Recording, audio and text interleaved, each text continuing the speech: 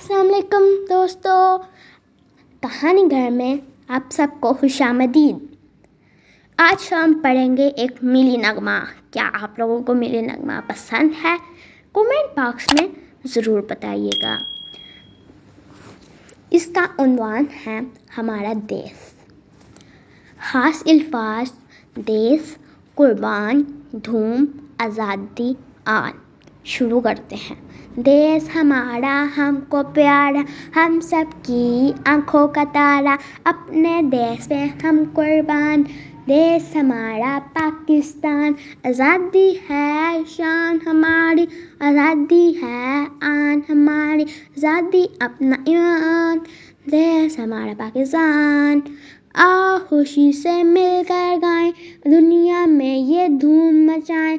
देश हमारा पाकिस्तान, देश हमारा पाकिस्तान। आपको ये मिली नगमा कैसा लगा?